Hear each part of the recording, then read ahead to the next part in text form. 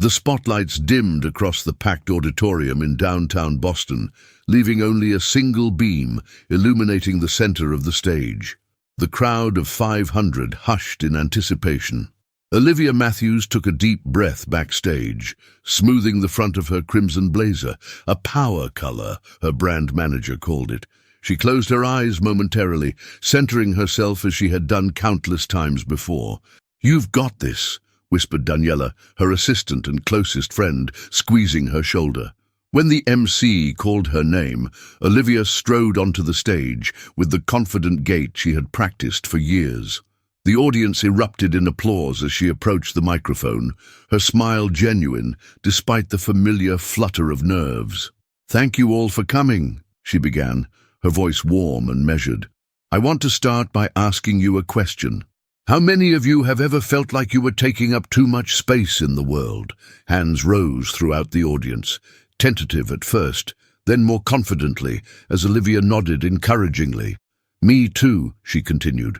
"For most of my life, I was told, explicitly and implicitly, that my body was wrong, that I should shrink myself, hide myself, apologize for my existence." Olivia moved across the stage with practiced ease, making eye contact with audience members. The Boston crowd was receptive, leaning forward in their seats. This particular corporate wellness event had brought together employees from across New England, and she could feel their collective energy. "I was 13 when Jamie Winters first called me Ippo in the cafeteria at Lincoln Middle School in Worcester. By the end of that day, the nickname had stuck. For the next 5 years, I ate lunch alone in bathroom stalls because the thought of being seen eating in public filled me with shame." The rawness in her voice was not rehearsed. Even after hundreds of speeches, thousands of listeners, the memory still carried its sting. For the next 40 minutes, Olivia guided her audience through her journey, from the isolated teenager who struggled with depression, to the college student who found her voice in a communications class, to the woman who eventually built a successful career helping others reframe their self-narratives. Her presentation was polished, but punctuated with moments of vulnerability that kept it from feeling scripted. "Your worth isn't measured in pounds or inches," she said as she approached her conclusion.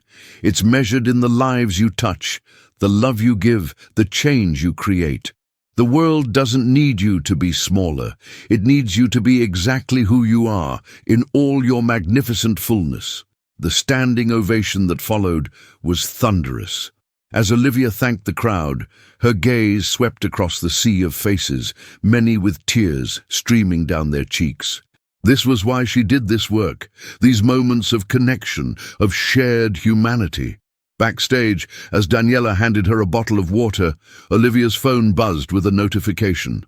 She glanced at it casually, then froze. "What is it?"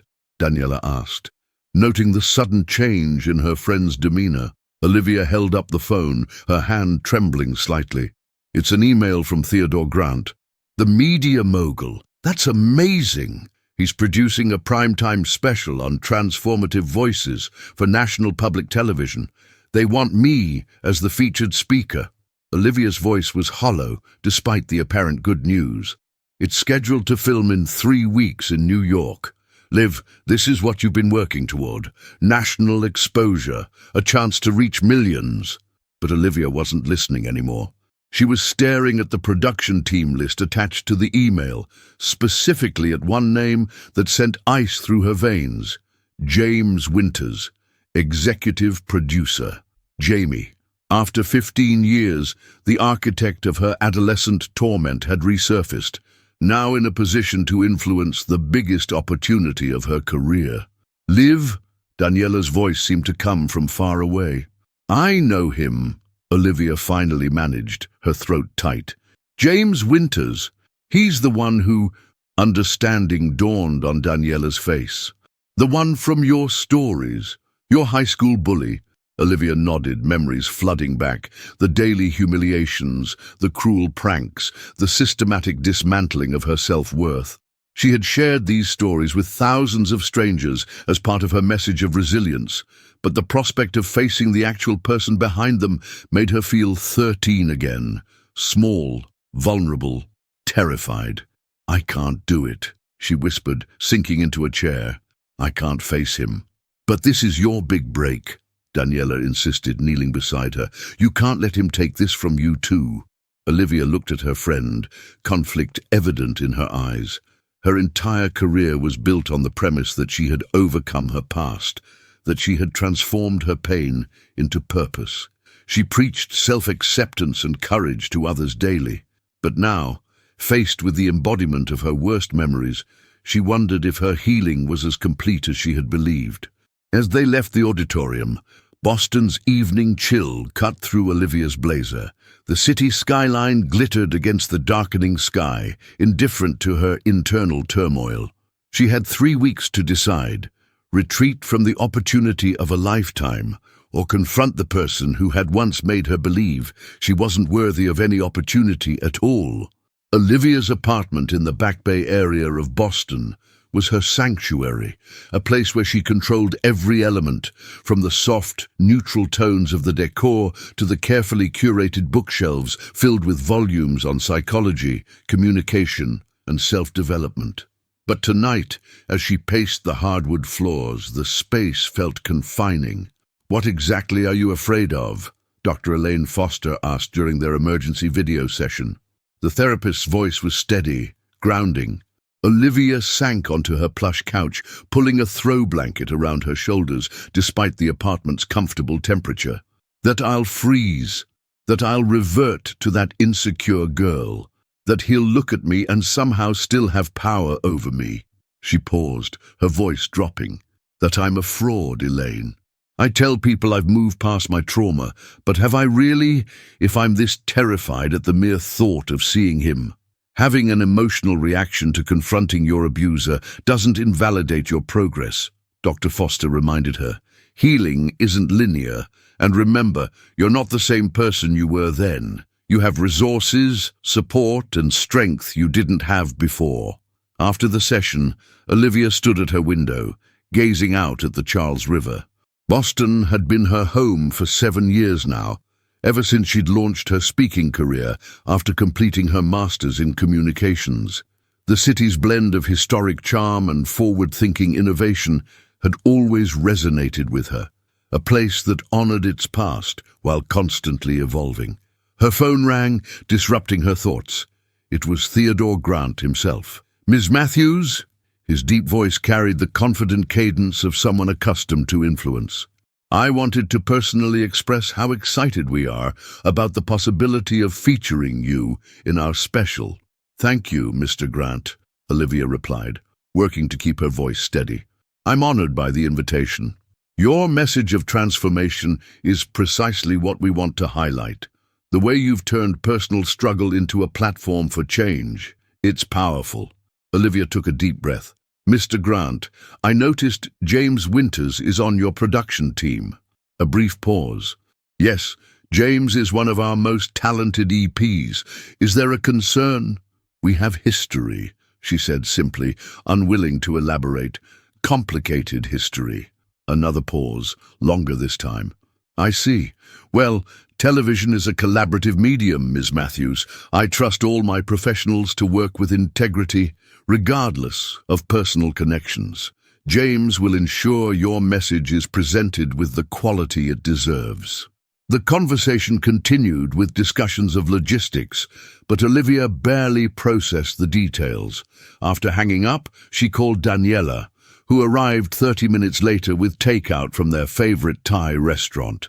"He basically told me to be professional," Olivia explained as they sat at her dining table.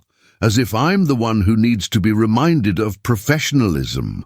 Daniela twirled noodles around her fork thoughtfully. "What do you actually know about Jamie? Sorry, James now. Have you Googled him?"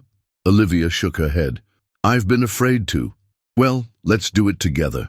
20 minutes later, they had assembled a digital profile of James Winters. Princeton graduate, fast-rising executive at Grant Media, married to Alessandra Winters, a former model turned sustainable fashion entrepreneur. Their social media showed a polished life: charity galas, industry events, vacations in the Hamptons. Nothing in his public persona suggested the cruel teenager who had once made Olivia's life miserable. "People change," Daniela offered, scrolling through James's professional achievements. "Maybe he's not that person anymore. Or maybe he's just better at hiding it," Olivia countered. "Success doesn't automatically make someone a better human being." That night, Olivia dreamed of her high school cafeteria. In the dream, she was her adult self, but the laughter surrounding her made her feel small again. She woke at 3 a.m., heart racing, sheets damp with sweat. Unable to return to sleep, she opened her laptop and began writing. Not her usual inspirational content, but raw, unfiltered reflections on fear, on imposter syndrome, on the persistent shadows that childhood trauma casts. As dawn broke over Boston, illuminating her apartment with soft, golden light, Olivia realized she had written the framework for an entirely new speech, one more honest than anything she had delivered before. The next day, Olivia called the only person who might truly understand her dilemma. Marcus Chen had been the one quiet ally during her worst school days, never directly intervening, few had the courage to, but offering small kindnesses that had meant everything: a saved seat in class, a partnered project when no one else would work with her, a smile in hallways otherwise filled with sneers. Now a pediatrician in Worcester, Marcus listened as Olivia explained her situation. "I remember when you gave your first speech in Donaldson's communications class," he said when she finished. "Your topic was body image in media. You were terrified but brilliant. Even then, I knew you'd make an impact someday." "I was shaking so badly I could barely read my notes," Olivia recalled with a soft laugh. "But you did it anyway. That's always been your superpower, Liv. You're afraid, but you move forward." As the days passed, Olivia vacillated between determination and dread. She drafted a polite email declining the opportunity, then deleted it. She practiced potential confrontations with James in her mirror, then berated herself for giving him space in her thoughts. She considered asking that he be removed from the project, then rejected the idea as potentially career-damaging. 2 weeks before the scheduled filming, Olivia was signing books after a corporate event in Providence when a young woman approached the table, hands trembling slightly. "Your speech today saved my life," she whispered, eyes welling with tears. "I've been planning to end things. I felt so worthless. But hearing your story, knowing you made it through, maybe I can too." Olivia stood immediately, coming around the table to embrace the woman. Security moved closer, but Olivia waved them back. "What's your name?" she asked gently. "Mia." "Mia, your life has immeasurable value," Olivia said, holding the young woman's gaze. "The world needs you here. Will you promise me something? Will you call this number tonight?" She wrote down a crisis hotline. "And will you come to my next event in this area? I want to know you're okay." The young woman nodded, clutching the signed book to her chest as if it were a lifeline. That night in her hotel room, Olivia made her decision. She would do the national public television special, regardless of James Winter's involvement. This wasn't about him anymore. It wasn't even about her career. It was about Mia and countless others like her who needed to hear that survival was possible, that transformation was real.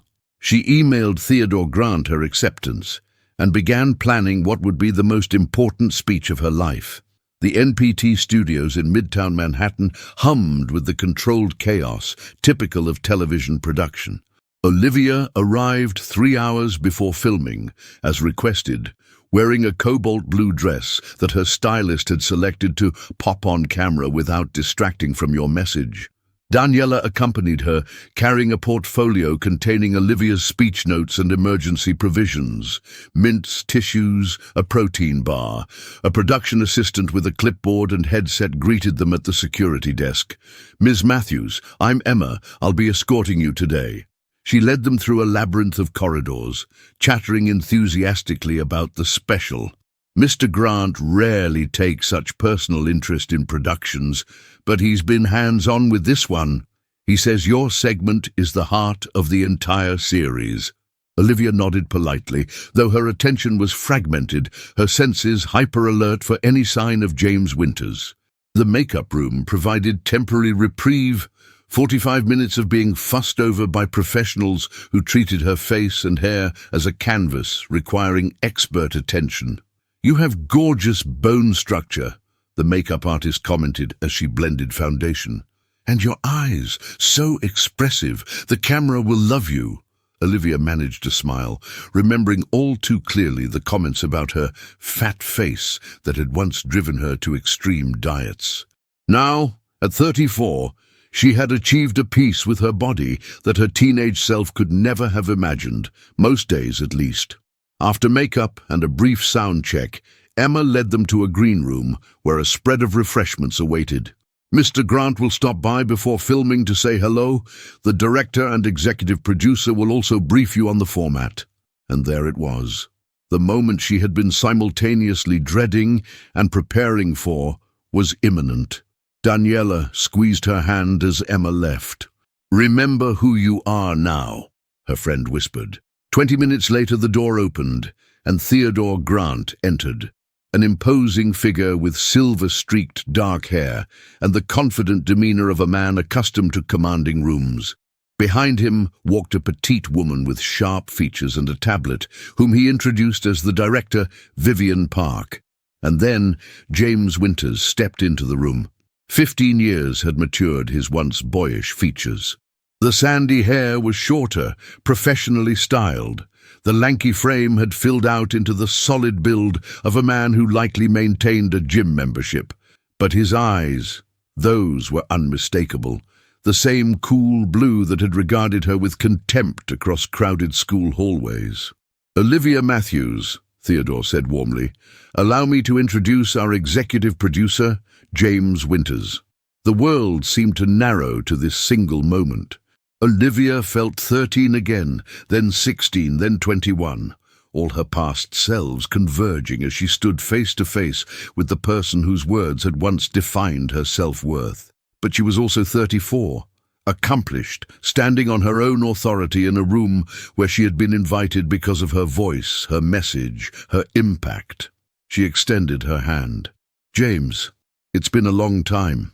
A flicker of something, recognition, discomfort, perhaps both, crossed his face as he took her hand. "Olivia." Yes, it has. Did he remember? The cruelty, the names, the orchestrated humiliations. His expression revealed nothing definitive, but the slight stiffness in his posture suggested awareness that this was not a typical professional introduction. Theodore and Vivian, oblivious to the undercurrents, launched into an explanation of the filming process. The special would feature Olivia delivering a 20-minute speech, followed by a 10-minute interview with a respected journalist. "We want authenticity," Vivian emphasized. "Your natural delivery is what makes your message so powerful." Throughout the briefing, Olivia was acutely aware of James, who spoke little but watched intently, making occasional notes on his phone. Was he judging her still? Calculating how to undermine her, or was he simply doing his job? When the others stepped out to address a technical issue, leaving Olivia and James alone in the green room, Daniela having excused herself to take a call, the air grew thick with unspoken history. "Your work is impressive," James said finally, breaking the silence. "I've watched several of your talks online. You have a gift for connecting with audiences." Olivia studied him, searching for sarcasm or condescension in his tone, but finding none. "Thank you," she replied cautiously. James shifted his weight, uncharacteristically hesitant. "I understand if you're uncomfortable with me being involved in this production. If you'd prefer, I can ask Vivian to take the lead today." The offer surprised her. Was this an acknowledgement of their past, or merely a professional courtesy with no deeper meaning? "Why would I be uncomfortable?" Olivia asked, a challenge in her voice. James met her gaze directly for the first time. "Lincoln Middle School, Worcester High." He paused. "I was not kind to you." The understatement was so profound it almost made Olivia laugh. "Not kind?" He had been the architect of her adolescent hell, the voice that still sometimes whispered in her darkest moments that she was too much, too big, unworthy of space or attention or love. "No," she agreed quietly. "You were not kind." A knock at the door prevented further conversation as Emma returned to escort Olivia to the stage for final preparations. As she followed the PA, Olivia felt strangely untethered. The confrontation she had anticipated for weeks had happened, yet resolved nothing. James had acknowledged their history, but offered no real apology, no explanation, no apparent remorse beyond professional courtesy. The stage was beautifully designed. An intimate setting with soft lighting, a simple podium, and a semicircle of plush chairs for the audience of carefully selected guests.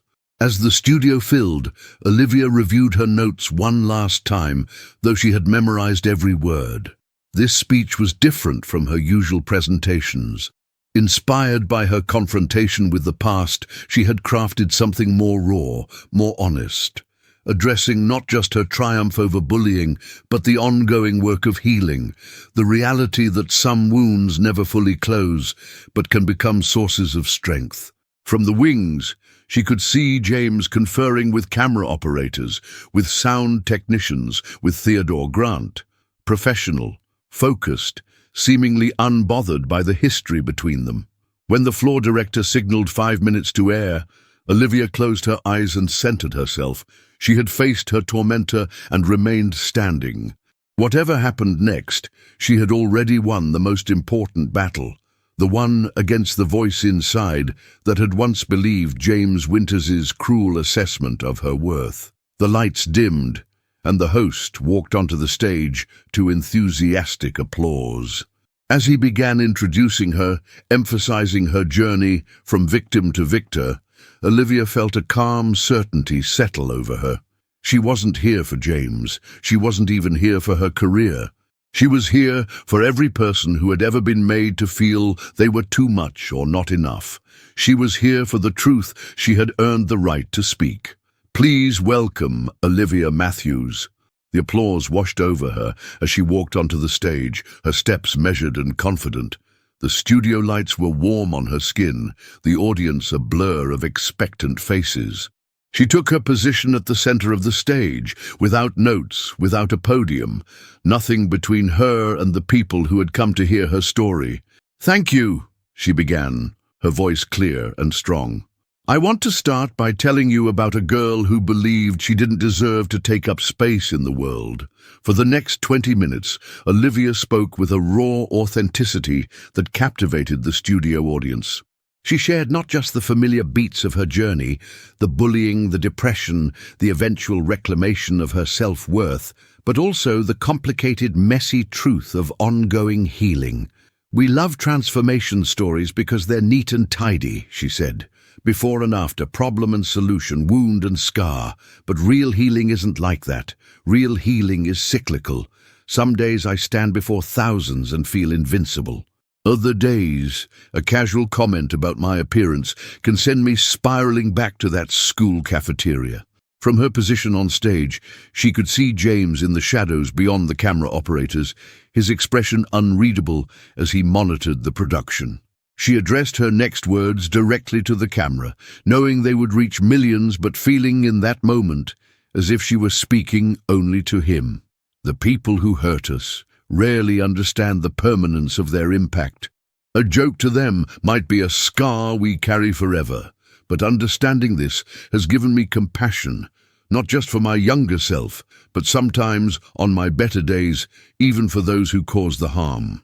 The interview portion that followed was conducted by Nadia Shah, a journalist known for her insightful questioning.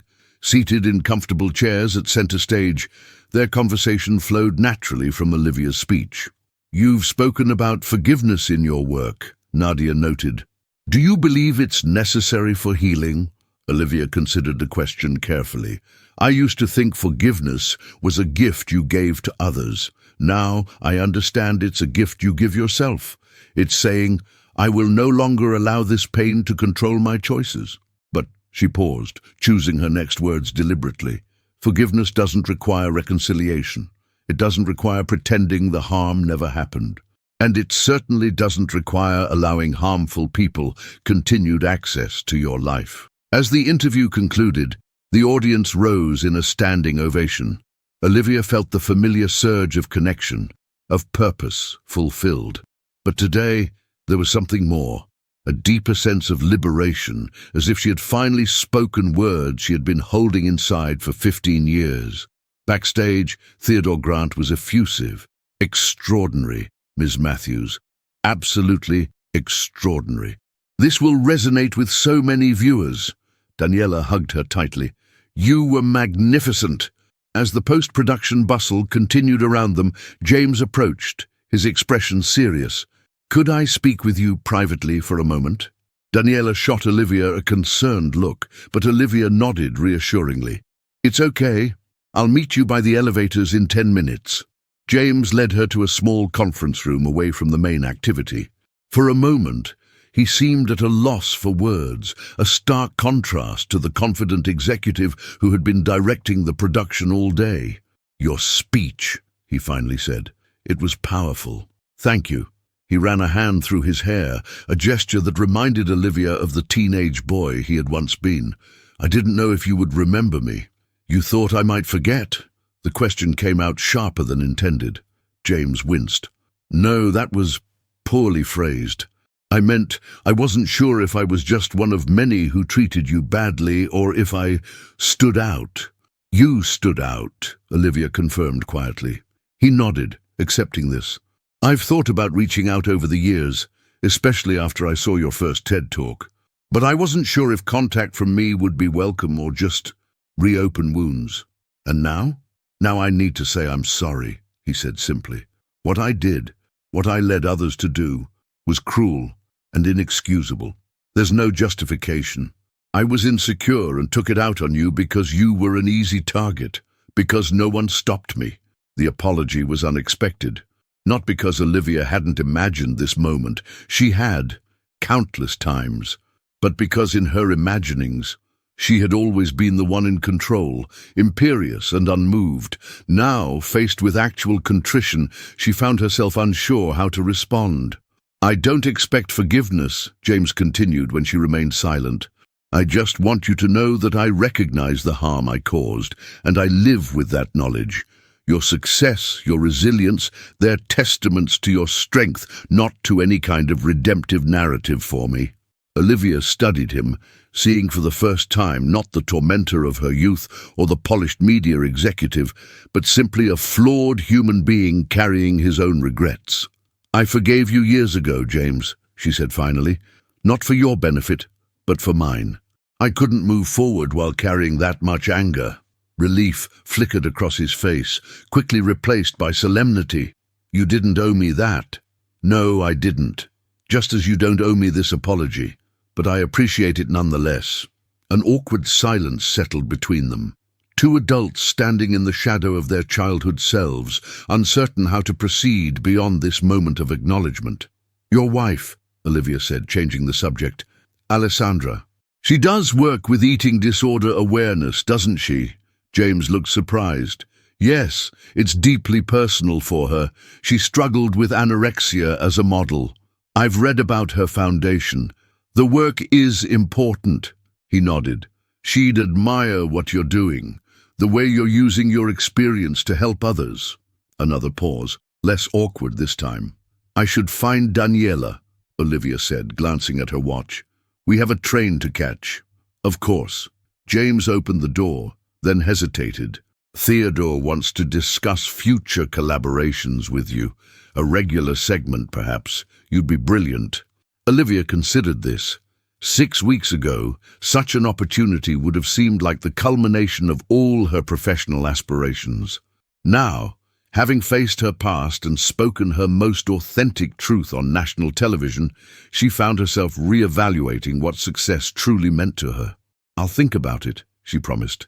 As she walked toward the elevators where Daniela waited, Olivia felt a strange lightness.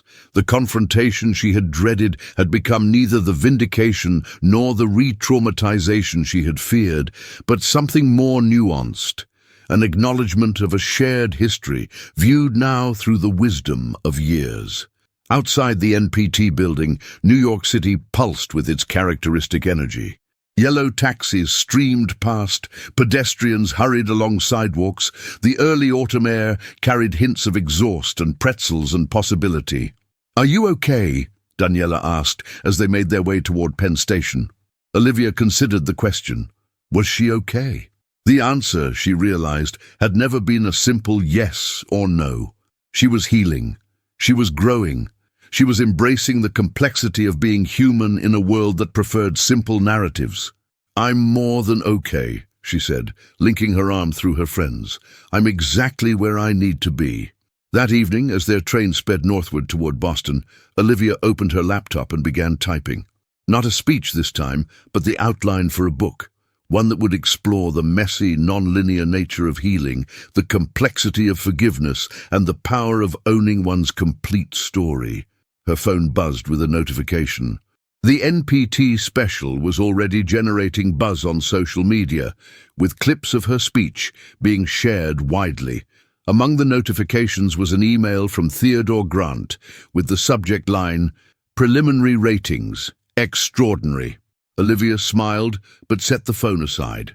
Professional success was gratifying, but it was no longer the primary measure of her worth. That had been the true gift of confronting her past, the final realization that her value had never been determined by others' perceptions, whether cruel or admiring. As the Massachusetts landscape slipped by outside the train window, Olivia felt at peace with all her versions. The wounded girl, the determined student, the polished speaker, and now, this newer self who could embrace vulnerability as her greatest strength.